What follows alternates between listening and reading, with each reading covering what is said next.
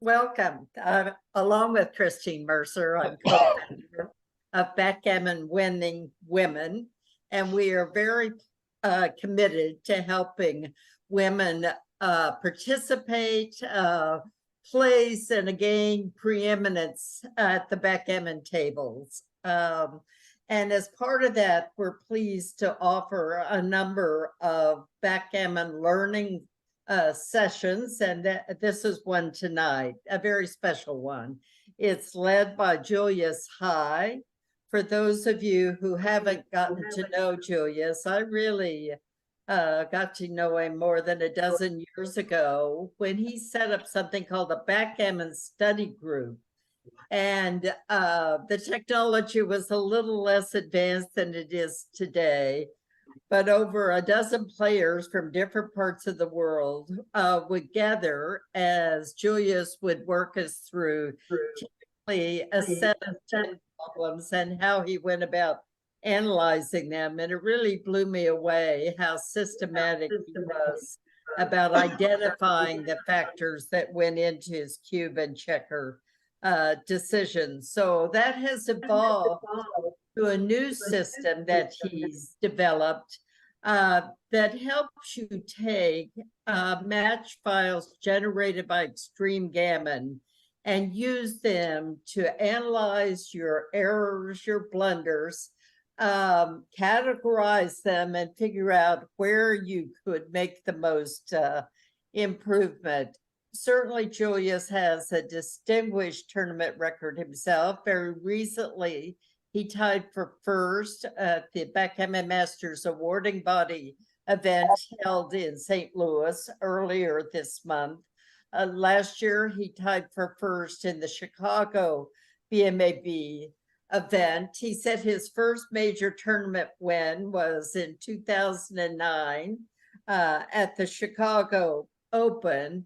I particularly remember a dozen years ago when he won what we call a trifecta in Atlanta, winning the Open Championship, a major jackpot, and the seniors event.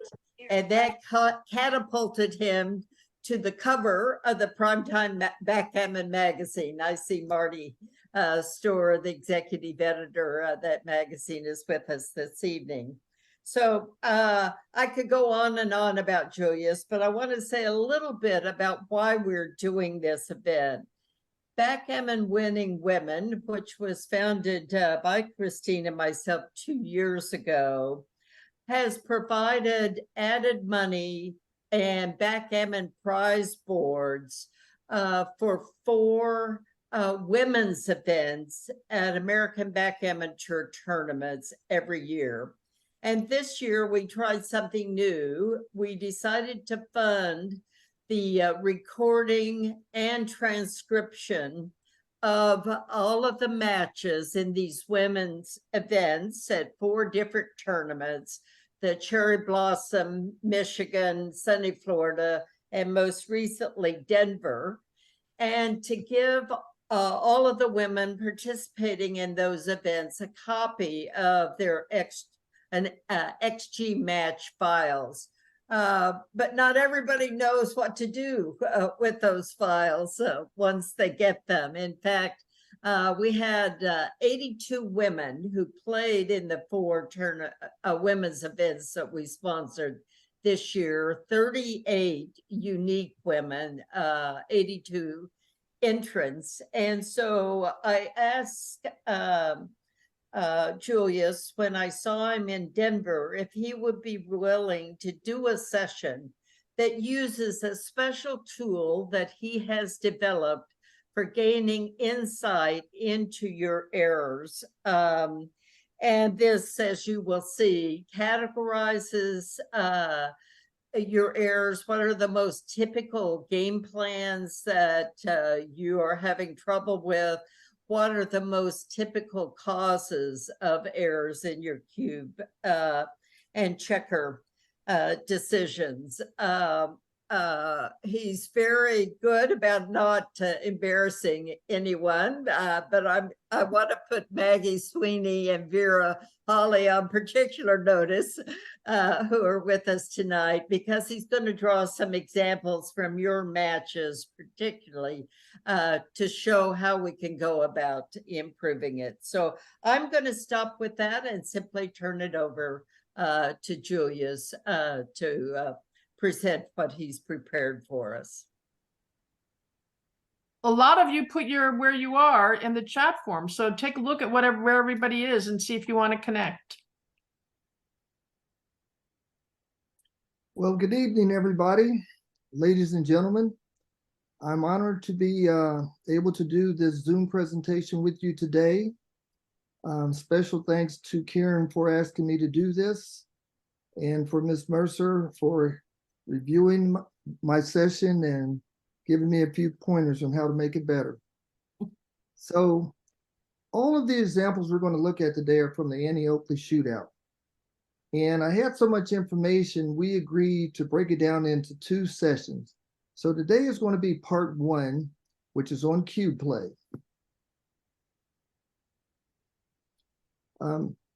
This is my information, and this is also listed in the back of the presentation in case you have additional questions later after this session. So Julius, we'll need for you to share screen so we can all see your computer. You'll have to be on the Zoom site to share your screen. Well, yeah, we practiced that. He's good. Okay, one moment. This is actually my first Zoom presentation, so please bear with me.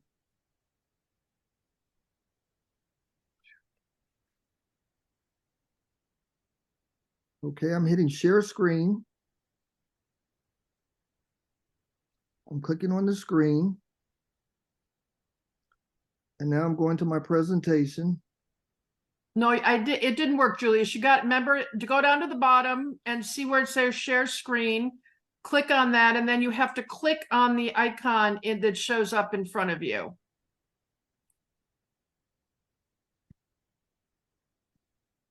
There you go. Can you see my screen now? It's almost here. Yeah, we got it now. All right, now you have to go. Now you have to go and go to slideshow at the top. Remember, and click on slideshow. One moment.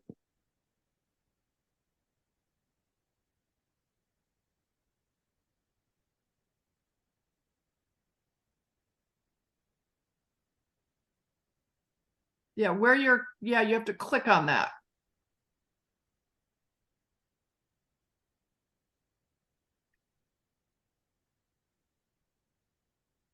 Across the top where it says file, home, insert, design. So slideshow. File, I'm sorry, everybody, but file, mute, stop video, participants, chat, new share. No, remember it's file, home, insert, design, transitions, animations, slideshow. So go to your PowerPoint. Okay, I'm in my PowerPoint. Up above at the top, those headings, you see slideshow, just ahead of your arrow. Above. Up. Move your cursor up. I have my cursor at the top. I apologize. Okay. I don't have an option that says slideshow, and I apologize for that. Yeah, it's right. Remember, we did this in the practice. It's right above where your arrow is now. Right now it says record above that, and then to the left it says slideshow. It's on the header. It's on the header.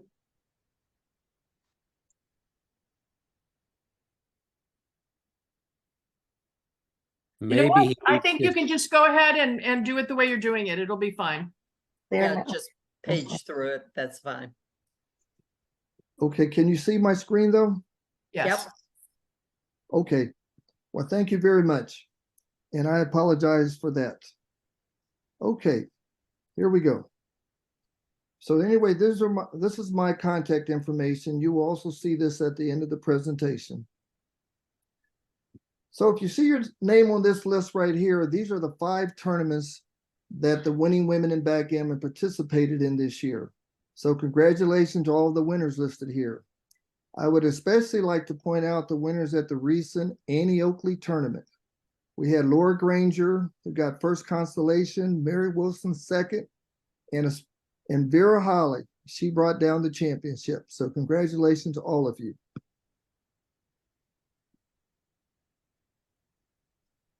So today, in part 1, the first thing we're going to talk about is how to download your matches into Extreme Gammon, which we call XG. And then we're going to see how we identify errors and blunders. And I put them in a special error and blunder database. And then we're going to review common type of cube decisions. We're going to be using what we call PRET, position, race, and threats. I'm sure some of you have heard of those. And we're going to be using counting crossovers to figure out your status in the race. In an upcoming second session, we're going to be reviewing common type of checker errors. And in that presentation, we're going to be using counting crossovers.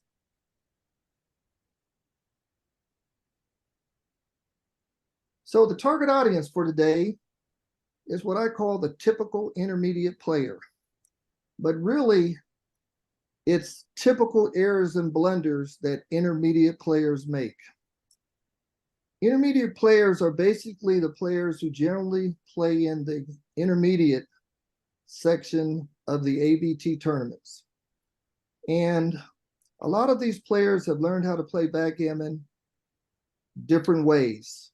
Some were taught as a child, some learn from their friends, many read books. Some of them, they have their own special backgammon teachers and instructors like me. But in any case, a lot of them, they've been playing for years, they love the game, and they play with their instincts. I mean, they can just look at positions and kind of figure out things.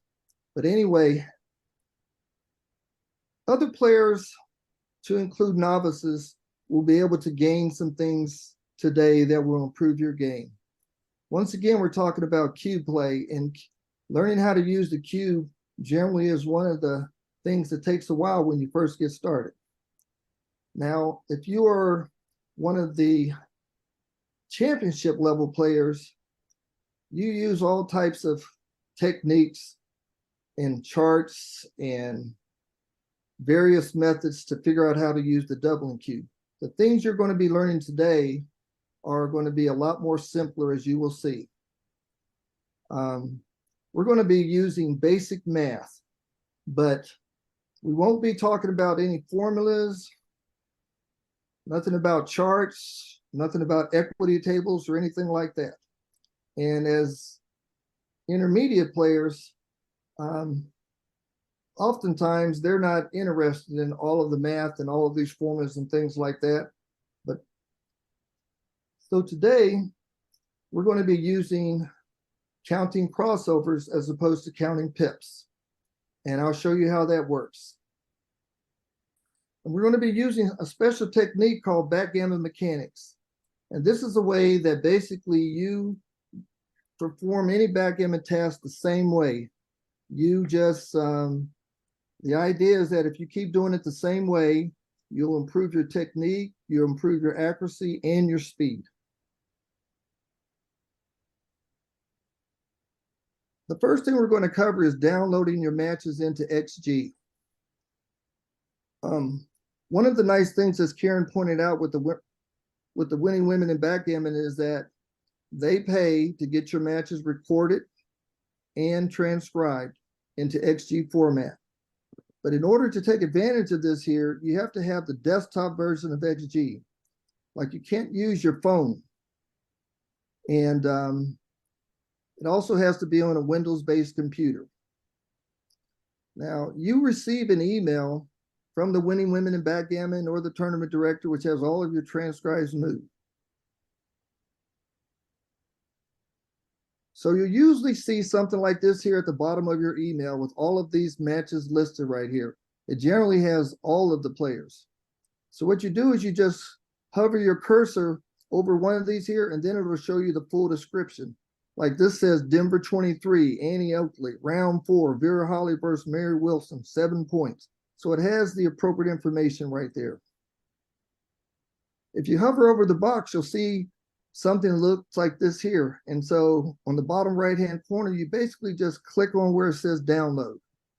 And when you do that, if you have XG on your machine, it'll pop up a little screen like this here, and it'll ask you if you want to open up the file, and you just click on yes.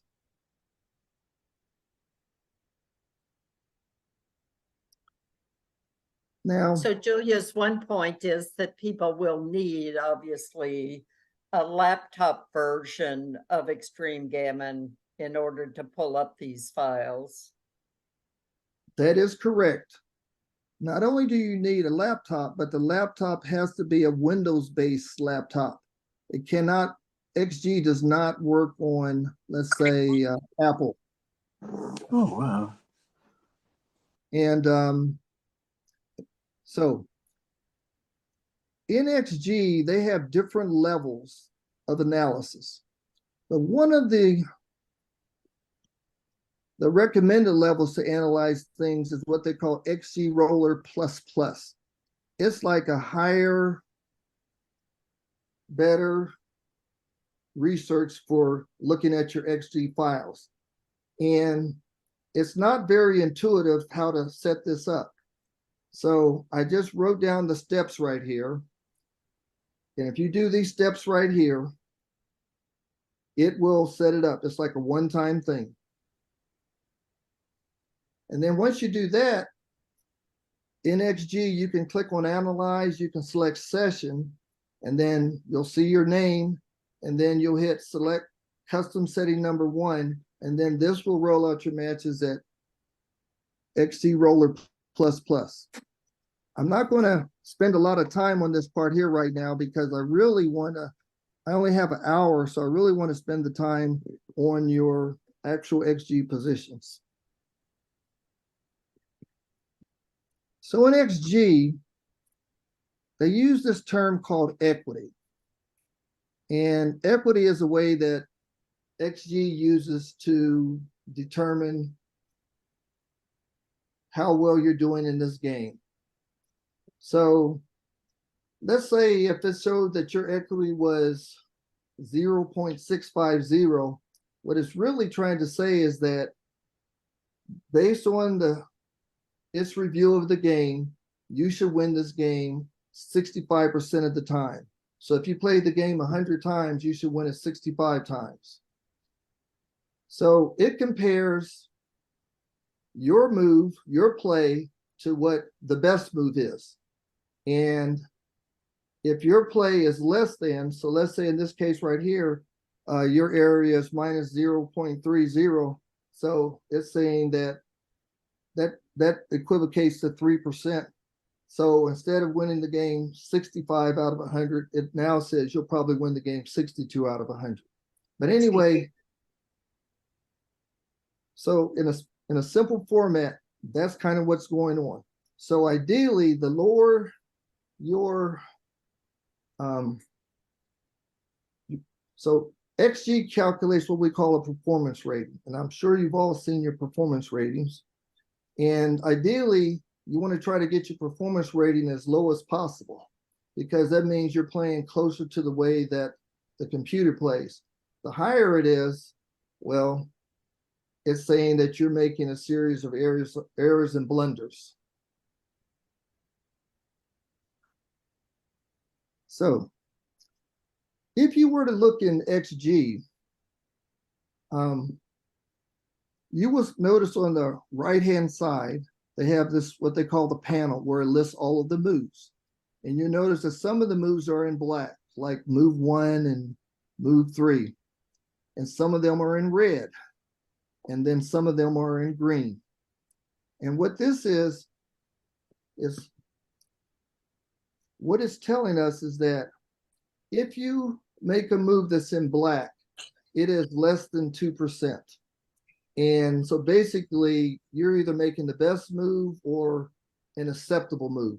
But when you go between 2% and 8%, XG shows up that move as an error, and it will be in green.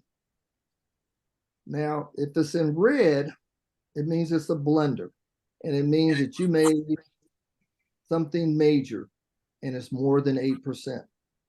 So the higher that is, the bigger the blunder that you made. So ideally, we want to play in the black. Now, when you look at the screen, you will see this option here at the bottom. You notice you have the pink arrows going to the left and to the right. But notice there's a pink and a green one right here. So you can click on those to either enable or disable the search factor. So let's say, like, if you only wanted to look at your moves and you were green, you would highlight the green, and then you could disable the top one. That way, when you hit these arrows, it's only going to look at your errors and blunders. If you want to look at both of them, enable both of them. And basically, if you click the right arrow, it's going to find the next error or blunder. And if you hit the left arrow, it's going to go backwards.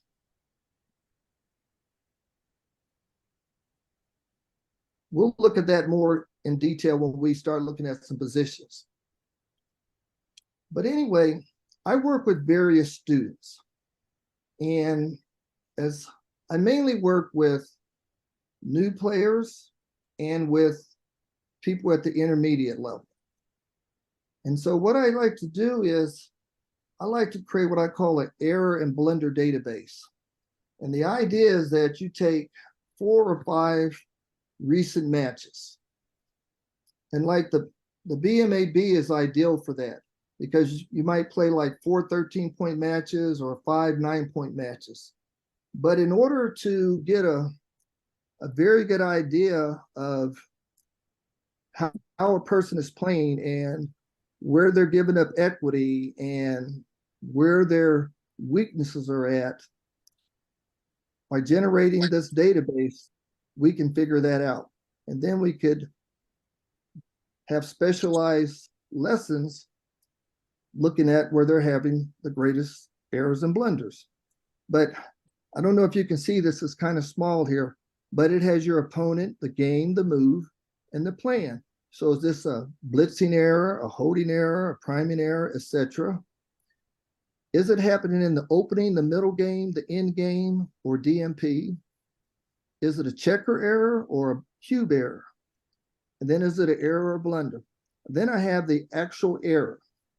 And this is I once worked with Michi.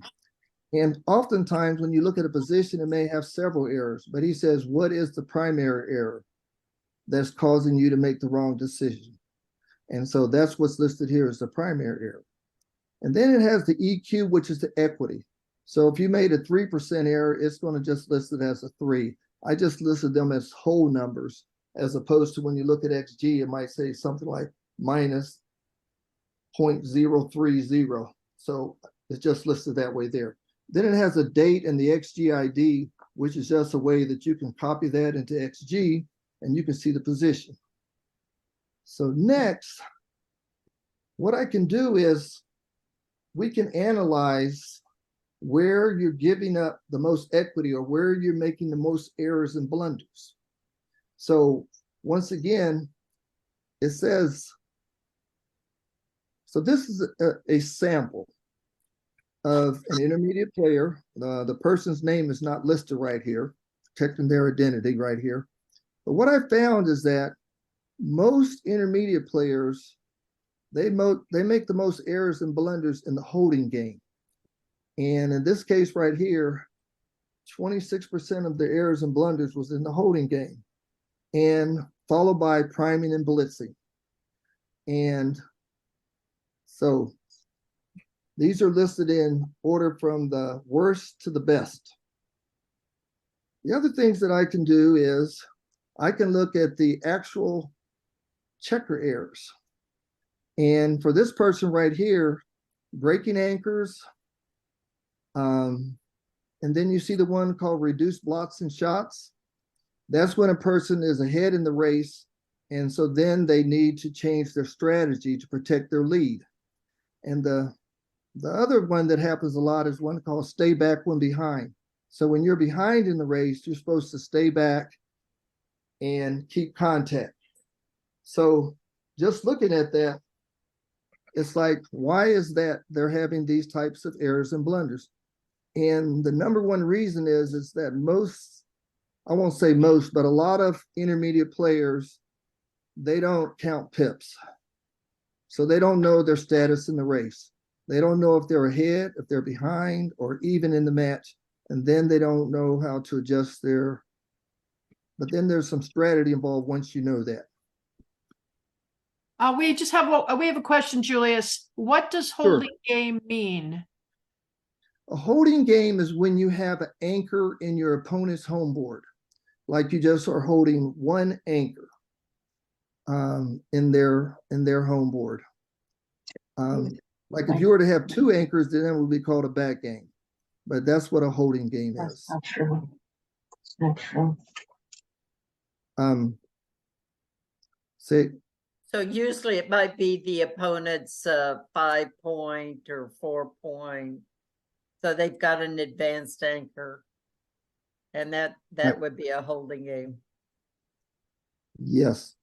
So if you hold like if you hold an anchor, which is a point in your opponent's inner board on their 4, 5, or 7 point, is called an advanced anchor. If you hold a point on their 3 point, they call it the butterfly anchor, which was recently introduced by Michi in his new book. And then if you have a point on their 1 or 2 point, they call it a low anchor. But in any case, if you have a single anchor in your opponent's home board, that's considered as a holding game. Okay. Now, the other thing is that we can look at cube play errors. And what I have found is that the number one thing where people are giving up the most equity and making the most errors and blunders that's hurting their performance rating is with missed doubles. I am feeling this so hard right now. I am feeling this so hard. Okay, does that mean that you have a lot of missed doubles in your game? So in any case, we're going to look at this in more detail today. How missed doubles occur and why. And the second thing is no double. This means you doubled when you did not have a big enough advantage. And the third biggest reason is the one called too good to double. That's when, you should not double, you should play on for the gammon. And we're going to talk about these three in more detail in the remainder of this lesson here today. But anyway, once again, the idea of the error and blunder database is to do this type of analysis.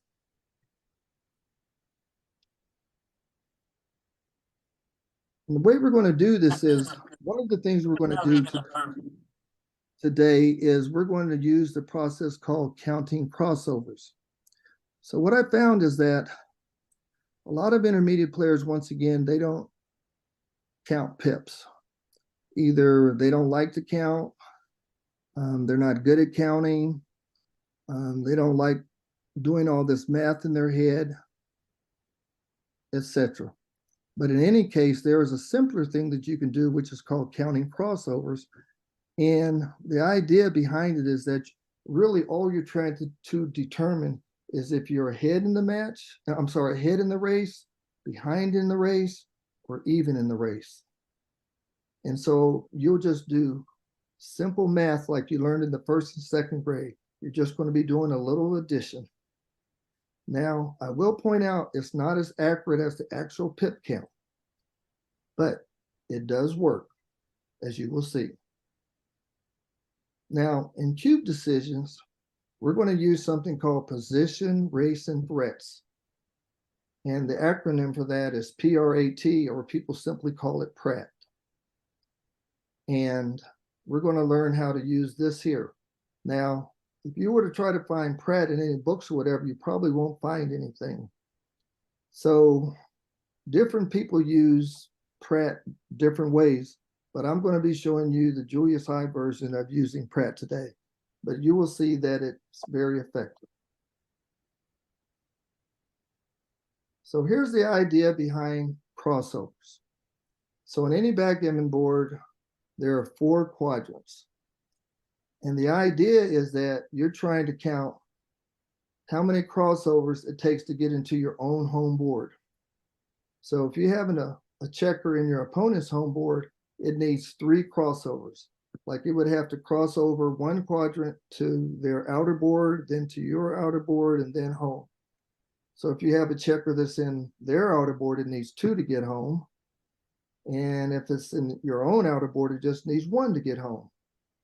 And if you have a checker on the bar, it's going to be 4. So all you're going to be doing is just adding up those numbers. And we will illustrate that coming up.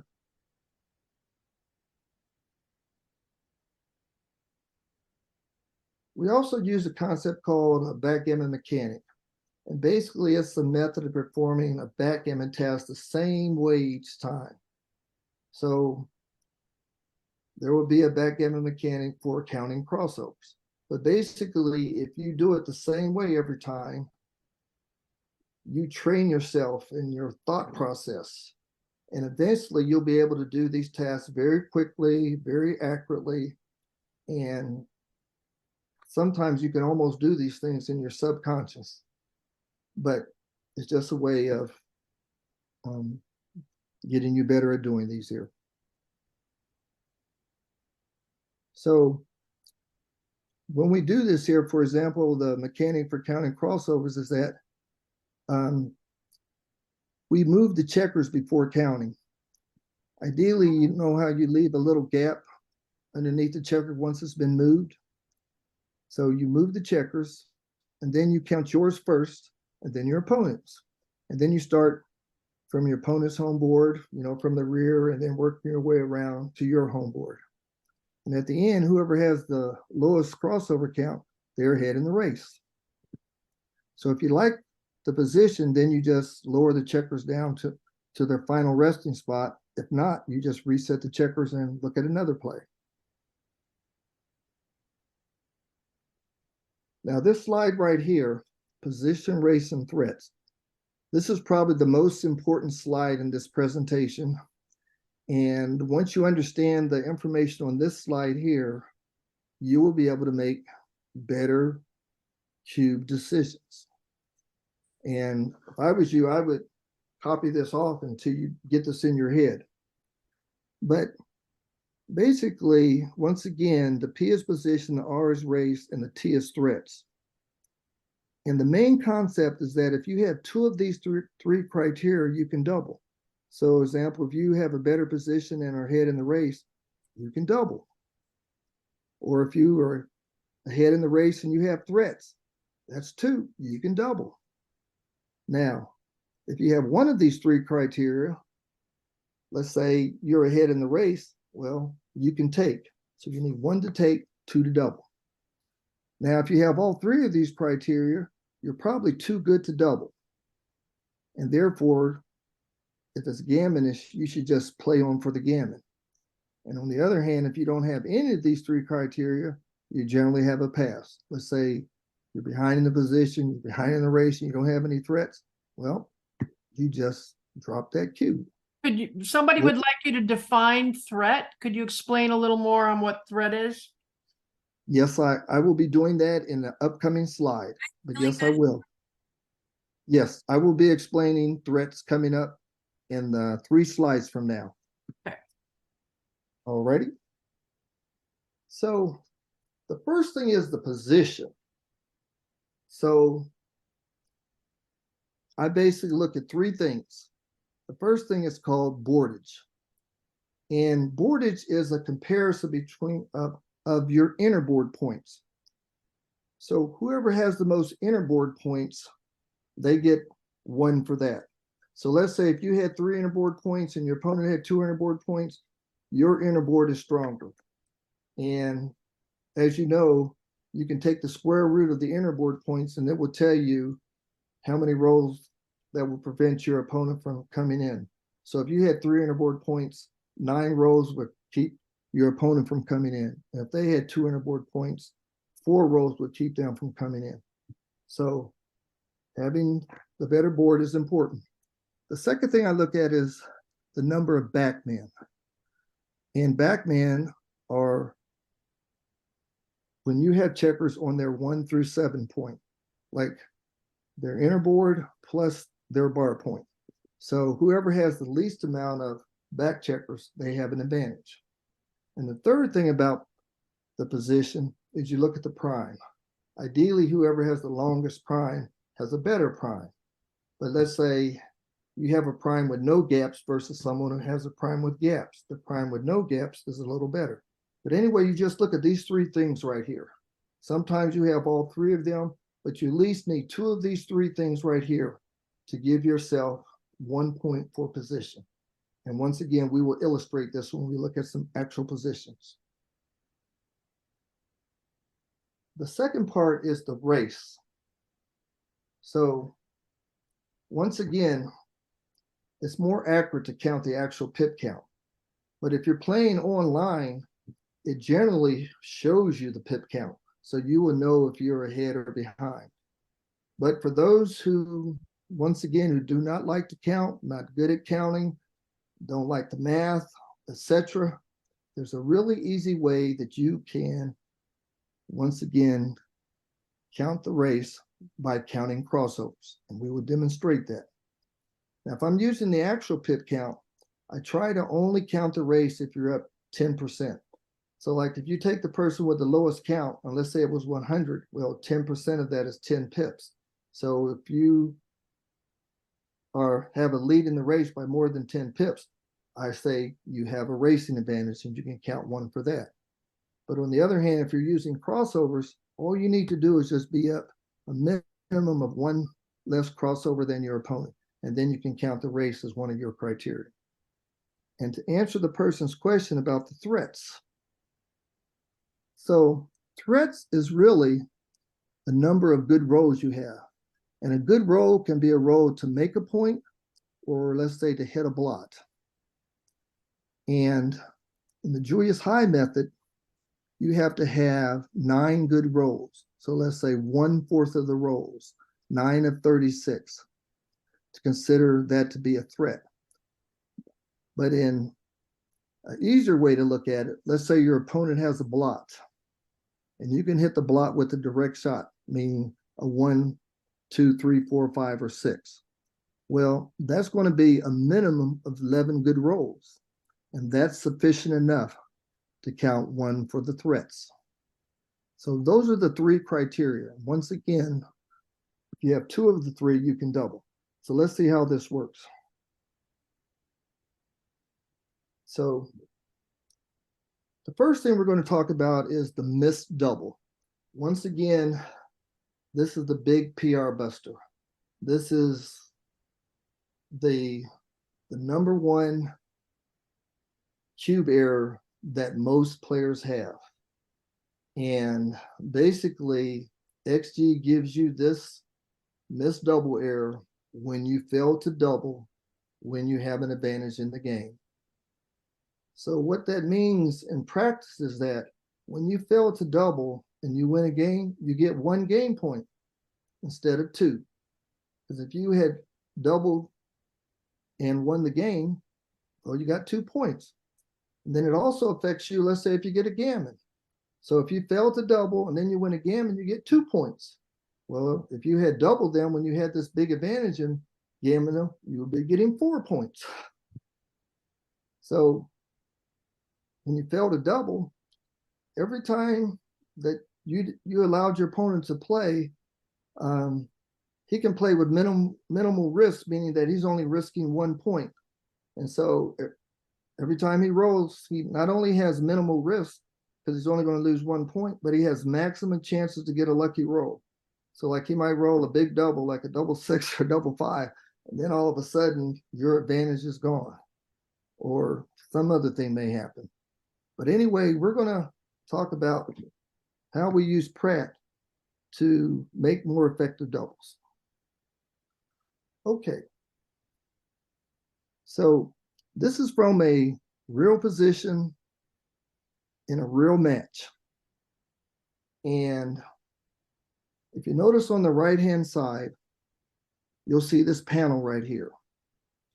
And what happened here is the person with the green checkers, they failed to double 6 rolls consecutively. So on their move 2, 3, 4, 5, 6, and 7, they had the opportunity to double, and they did not. And every time you don't double when XG thinks you should, you get a missed double error in Blender, and it adds up. Now, if you notice on move 2 for green, it has a little green 2. That means that was an error between 2% and 8%. On move 3, notice it's pink. That means it was a blunder, which is like something major. And so you see a series of green and blue blunders right there. So as you can imagine, this does add up. So how will we use Pratt in this position right here? Let me go to the next page. This is the same one that we were looking at. So this is the example for move number 2. So if you were using Pratt, you will find that green is ahead in the race and green has more than 9 threats. Therefore, you have 2 of the 3 criteria, the race and threats. Therefore, this is considered to be a double by XG. So if you look at this position right here, notice green has 5 checkers in your opponent's outer board. He has 2 checkers on the 18 and 3 checkers on the 13. So anyway, there are 5 checkers there. And so for each one of those, they have 2 crossovers to get home. So that's a total of 10. And then you notice green has 5 checkers on their 7 and 8 point. They need 1 crossover to get home. So to add this up, you would say the green has 15 crossovers. So when people first start doing this here, they might say like 5 times 2 is 10, and then 5 times 1 is 1. But as you get better at this here, you would simply say this is 10 plus 5 equals 15. And then when you look at red, notice red has a checker on his 2 point. So every checker over in this board, it takes 3 crossovers to get home. So that's 3. And then red has 5 checkers in their outer board. So that's 5 times 2 or 10 to get home. And then they have another 4. So if you was to add this up here, it would be 3 plus 10 is 13 plus 4 is 17. And basically green has 2 less crossover, which means they are ahead in the race. Now, if you were to look at the actual pip count right there, it says that green is ahead by 12. So as you can see, the crossovers gave me the same information without counting all the pips up. Because if you were playing over the board, you wouldn't have the pip count showing right here. But once again, using this technique of crossovers, the whole idea is all you really want to know is, are you ahead or behind? Now, when I look at the position, they both have 1 innerboard point. Green has 2 back checkers because once again, we count the bar point. Red only has 1. And then green has a small 3-point prime right here. So he gets no credit for that. Now, getting back to the threat which somebody asked about. Green has a threat of hitting either one of red's blots right here. And even if you can hit one blot with a direct shot, meaning between 1 and 6, it's going to be 9 rolls plus. And that's all you need to count the threats as one of the 3 criteria. So basically, green should double in this position right here. And on the other hand, this is an easy take for red because green only has 1 innerboard point. So, okay. Alrighty, so now let's look at the next one right here. So if you use Pratt again, you would see that green is ahead in the race and green has threats again. Like red has that blot on his 10 point and green can hit that. Green really has 12 rolls that hit this here, but he only needs 9. And if I was to count the crossovers, this time green has 10 plus 4, 14 crossovers. And when I look at red, they're going to have 3 plus 6 is 9 and another 6, which is 15. So once again, using the simple process of counting the crossovers and using Pratt, you have 2 of the 3 double. But in the meantime, you got a blender this time. This is it's a 9% blender. And once again, these add up. So let's look at the third one right here. Hopefully you're starting to get the concept right here. In this case right here, using Pratt, you will find that green is ahead in the race and green has a better position. But so yes, green has a better position, they're ahead in the race. So once again, those 2 criteria are enough to double. Like green doesn't have any big threats right now. Like we're not going to count hitting the blot on green's 2 point as a threat. But once again, a better position and you have ahead in the race. It should be a double. But this time, once again, it's a blender, a bigger one. Continuing on. Now we're looking at move 6. Once again, you're ahead in the race and you have a better position. You don't really have any threats because you can hit the blot on red's 5 point and you're not trying to hit the blot on green's, you're not trying to hit the red blot on green's 2 point. But once again, you have race in position. You should be doubling. If you didn't double here, it's considered an error. Starting to make sense? There's a couple of more right here. Notice this time green is on the bar. Well, even though green's on the bar, green has the better position. Notice he has 5 of 6 in his prime, and he has the anchor over there.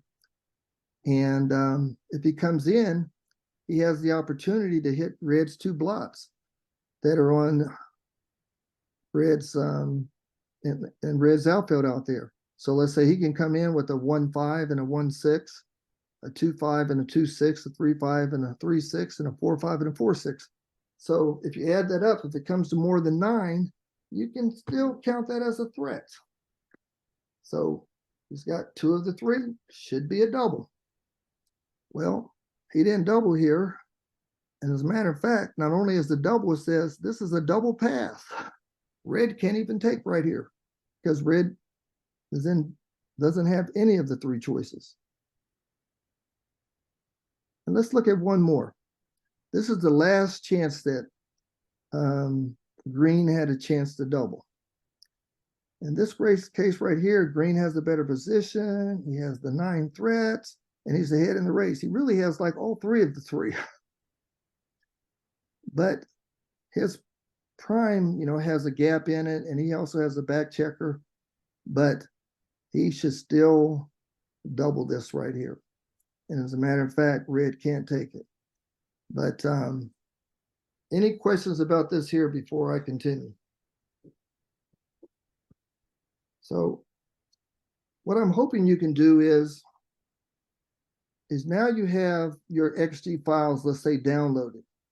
And I would like for you on your own time to see if you can apply Pratt to these missed doubles right here to see if it applies to your position right here. So you can use this over the board, but you can also use this, during your studies. What I find is that over the board, you're really making your best guess as if this is a double or not a double. But where you really learn is when you review your matches in Extreme Gammon and you apply techniques like this here. And I promise you, if you practice this here, you will start making better decisions regarding missed doubles. Okay, switching. The next biggest errors and blunders that people make is a no double. XG will give you a no double error when you double when you don't have a big enough advantage to double. So when you get a no double error blunder, it's usually always an easy take for your opponent. So then what ends up happening is you give your opponent a cube and then they have an advantage over you the rest of the game. But the whole trick to this is, once again, you have to have 2 of the 3 criteria in order to double. So let's take a look at some positions right here. So we're going to call this position 1 right here. And you see the move 11 for green is highlighted in blue. And notice it has a pink 2 in the middle column right there. That means that this was a blunder. As a matter of fact, it says this is almost like, because you doubled when you weren't supposed to, this is almost like a 13% blunder. But if you were to use Pratt, you will see that green only has 1 of the 3 criteria. And if he only has 1 of the 3 criteria, then it's not good enough to double. So if you look at the position, green has no backman versus red. They both have 4 innerboard points. Red is not being primed because he's out there on the 7 point. But if you were to look at the race, you will see that green is actually 6 pips behind in the race. And if you were to do the crossovers, you would see that it's equal. Like green has 5 crossovers to get in. Well, red has 5 crossovers also. Like the 2 red checkers on the 7 point would be 4 plus 1 is 5. So you don't have a racing advantage. And you have no threats because red doesn't have any blots to hit nor anything.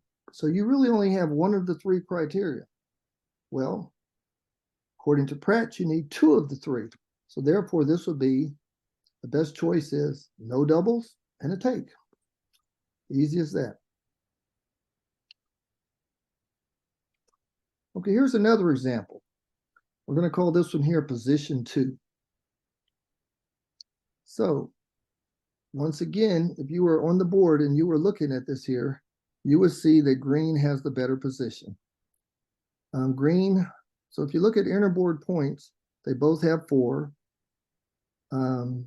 However, green has an anchor over there. Green has 2 backman, red only has 1 backman, but green has the better prime right here. So basically you get 1 criteria for the position. But if you were to look at the race, green is behind 7 pips. And if you were to do the crossovers, you would see that green has 2 extra crossovers. So green's behind in the race. And he's not attacking anything. So once again, green only has 1 of the 3. Therefore, this is a no double. And once again, XG pointed this out. No double. But as you see, Pratt works very effectively on positions like this. And finally, the other thing that happens a lot well, not a lot because you don't get this many positions. But when you get a too good to double error or blunder, it's usually a very large amount.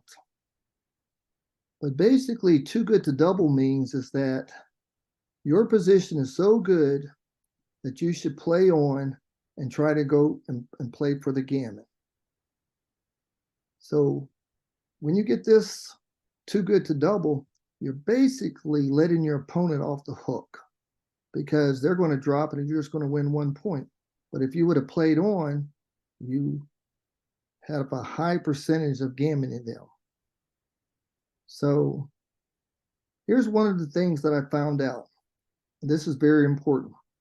If you look at almost any too good to double, if your opponent has not made an anchor in your inner board, you should continue with the game and not double. We've got a couple of questions, if I can insert them. One of them Yes. is, isn't it a good double if your opponent is likely to pass? Well, when you get the too good to double, this is when you have a very high percentage of gammoning your opponent. And so therefore, you should play on and try to gammon them. Because let's say you do have a huge advantage.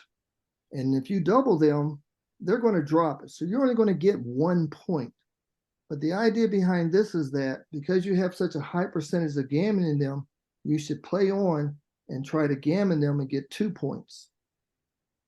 And then the second So question, Julius, if you could back up one slide, I think that question was about the previous slide of This no one right here. double. There's that blot on the red blot on the 24 point. And she was asking, isn't that a threat that you could hit that? Well, you could hit that. But you also have your 4 point open. And like if you were to make the 4 point, they are now trapped behind the prime. And ideally, so one way of looking at this right here is like if you make the prime, you will win this game a lot higher percentage. But let's say in this position, like right now, let's say if I was to throw, I guess, a 6-4, that's 2 rolls. I could throw a double 3 to land on that checker, or I could throw like a double 6 to land on that checker, or a double 4. If I was to add up all of those numbers, it does not come to 9 good rolls. So the idea of the threat is that you need 9 good rolls to count the threat as one of the criteria. So you don't have 9 good rolls to hit that red checker. Yeah. So therefore, the threats would not be considered. Yep. I guess what Janet's question was, is that a lot of red, people playing red would drop because they thought they're stuck back there. And I know it's hard to see at the bottom of your table, but it says the best choice is 17.5%. That's if your opponent makes an error in their decision. Right. That is correct. But as you can see, XG is saying that this is not a double. And as you can see, red is ahead in the race. And oftentimes, when you only have a 5 prime, that one sole checker can escape enough times to make this like a no double. But the only thing I can say is if you use the Pratt criteria, where you're trying to say, I need at least 9 good rolls. So let's say you can see you have the double 3s, the double 4s, and the double 6. That would be 3 good rolls. And then you have 6-4 would be like 5 good rolls to hit that checker. But let's say you do point on it. Well, now red can come in on the 4 and jump out. And now you're losing. So at the end of the day, this is considered a no double take. And if you apply the Pratt criteria of having 9 good rolls, this does not add up to 9 good rolls. Therefore, you only have one good thing, which is a position. So that's kind of what's happening in this position right here. I know a lot of people would double here, and a lot of people would probably pass this here, even though it's a take. So once again, I would encourage you to use this over the board, but more importantly, when you come home and you're running through this in XG and you see where XG says it's no double take, you apply this Pratt strategy and you will see that most of the time it does work. I mean, there is nothing that's foolproof, and there's other variables and things that come into play, but that's what's kind of happening in this position right here. And also, if you look at the analysis right here, it says that green wins this game 67% of the time and red 33%. So that's another thing that you know is part of the evaluation from XG. So, but anyway, that's what's kind of. We have another question as well. If I want to have an additional XG installed on my desktop, do I need to purchase again? And if buying a second XG, would I get a discount for being a USBGF premium member? So here's what happens. So let's say you have like XG on this on one laptop or one desktop. Well, if you just right click on the XG emblem, the XG symbol, you know, to open up XG, if you right click on it, you can open up multiple sessions of XG at the same time on the same computer. But here's what happens usually. So let's say you buy a license for XG and you have, let's say, like a laptop and a desktop. I'm pretty sure it will allow you a minimum of 2 computers that you can use your XG license to put on. If you use more than 2, they will charge you a small fee to add it to, let's say, a 3rd computer. Now, the second part of this question is, if you are a premium member of the United States Backgammon Federation, you do get a discount when you purchase XG. So let's say XG costs about $60. I believe the discount, and correct me if I'm wrong, it's like 20%. So that means instead of paying $60, you would get it for about $48. Now, as far as the annual membership in the United States Backgammon Federation, it's $45 a year for basic membership, but it's $85 a year for the premium membership. But with the premium membership, you get access to, you know, the USBGS magazine also too. But in any case, some people do get the premium so that they can get a discount on XG. I hope I answered your question okay. I know it was a lot, but basically, if you have one computer, you can have as many XGs open on it at the same time. You don't have to get another license. But like if you have like more than one computer, like a desktop and a laptop, I'm pretty sure it will allow you to put it on both machines. And then also too, let's say there have been people who upgraded, let's say they lost their old computer or they got a new computer. Well, XG is smart enough to let you uninstall it and then install it on a new computer with no extra charge. They're pretty good about that. Okay. All righty. May I continue? Yes. Okay. So we were about to talk about the too good to double. And so let's take a look at some of these positions right here. I have 3 of them. So If we were to use Pratt in this position right here, you will see that green has the better position. Green has 4 inner-board points to 3 inner-board points for red.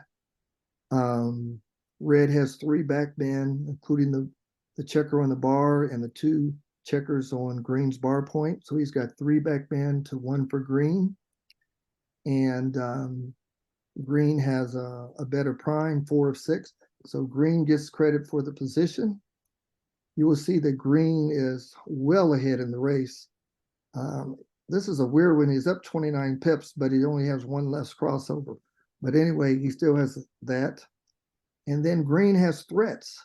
Like green can hit the blot on red's 8 point. So green actually has all 3 of the 3 Pratt criteria. So that's the key to not getting the too good to double. If you have all 3 criteria, then it's recommended that you play on for the gammon. And if you were to look at this position right here, you see where it says winning chances, ND, click for D/T. It shows that green is going to win this game 72% of the time, like 72 out of 100 games, of which 35.7 are going to be gammons. That's a high amount of gammons. So the idea is that if you double now, you're going to get 1 point because he's going to drop it because he doesn't have any of the 3 criteria. But on the other hand, you should play on and try to get the gammon and get double points. But once again, the key is that what I've seen is that if red does not have an anchor, you should continue to play. But once red gets that anchor, basically what that means is that you can't blitz him, you can't close him out. So then you're not too good anymore. But as long as you're too good, you should play on. You should not double. And usually when you get one of these, it's for a large amount. So in this case right here, this is 68 point, this is like 69%. So that's 8% is considered a blunder. This is like an 8x blunder. It is major. When you get a too good to double like this here, and it's like 68%, that might cost you 1, 2, or 3 points on your PR alone. That's one mistake right here. And these are normally very big, once again, when you get them. We have So- a question in that, and can you please explain calculating the number of threats? When you have a direct shot, it looked like the number was 9. You do. So what I'm saying is you actually have 12 numbers that will hit the blot on red's 9 point. And you only need 9 good rolls. You have 12 good rolls. But what I'm trying to say is not only do you have the threats because you have the 9 good rolls, you have the better position, and you're ahead in the race. So you have all 3 of the criteria. So that's the idea of using Pratt. If I have all 3, I'm too good to double, and I should not double. So that's what's going on right here. And once again, as you can see in this position right here, and the next 2 we're going to look at, red does not have an anchor in your board. Like that anchor over there on the 7 point is not in your inner board. So therefore, green can still close you out. But these are major. So I'm going to continue to the next one.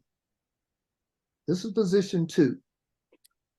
So once again, if you were to use Pratt, you will see that green has the better position. Green has 3 inner-board points to 1 inner-board point for red. Green has 1 backman to 3 backman over here, and green has a stronger prime. So he gets 1 for having the better position. If you were to look at the race, it shows he's up 34 pips. If you do the crossovers, he's up 7 crossovers. And he has threats to hit any one of these 3 blots right here. So once again, you have all 3 criteria. So you're too good. And more importantly, you notice red does not have an anchor in green's home board. So until red makes an anchor, you just keep moving. oftentimes what actually happens is once he makes the anchor, then you can double him and he has to pass because you have all three things. But until, and once again, if you were to look at the gammons right here in this position, it says, you see green where it says 77.26, then in parentheses, G 35.11, that's how many gammons you should get, which is a lot. And you need to play on right here and not get this 35% error. Once again, okay. And let's look at one more. This is another too good to double. So once again, green has the better position. He's got 4 reward points to 2. He has 0 back man to 1 for red. He has a stronger prime. If you were to look at the race, he's up by 5 crossovers and he has threats to hit a block. So once again, you're too good. And once again, red does not have an anchor, nor will he be able to make an anchor with just 1 checker. So you play on. Now, in this case right here, they doubled. And this is like a 77% error, which is like almost a 9x blunder. Huge. So let's say you can make 9 blunders of over 8%. But in this one move, it's like you made 9 blunders. And it adds up. So you really need to be aware of this too good to double and use Pratt to help you figure this out. And as soon as you do that, you will notice your PR is going to go down quickly. And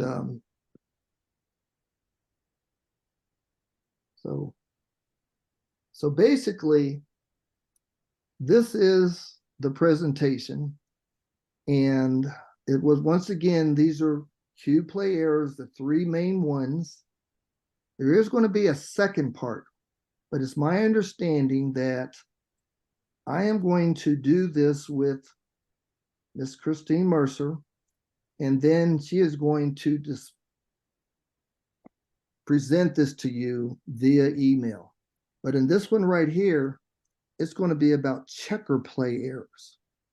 So, and all these checker play errors that I'm going to be reviewing, they all have to do with crossovers and where you're going to find out if you are ahead, behind, or even in the match.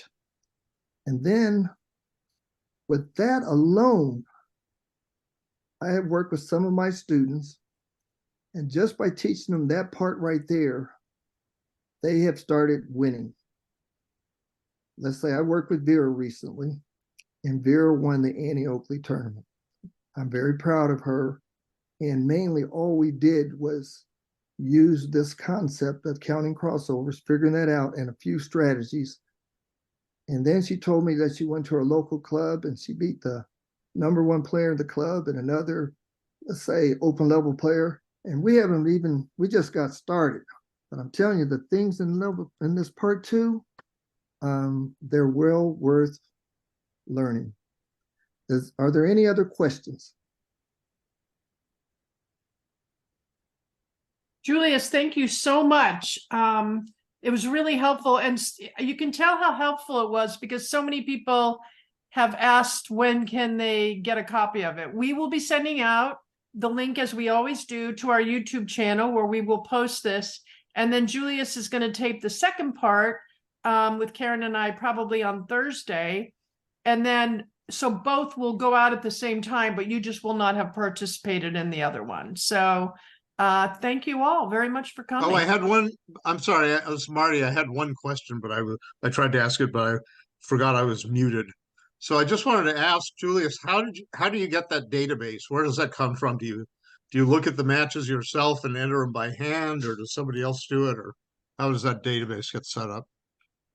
So first of all, if it's in the BMAB, which I like to get them from because you're playing like 4 or 5 serious matches.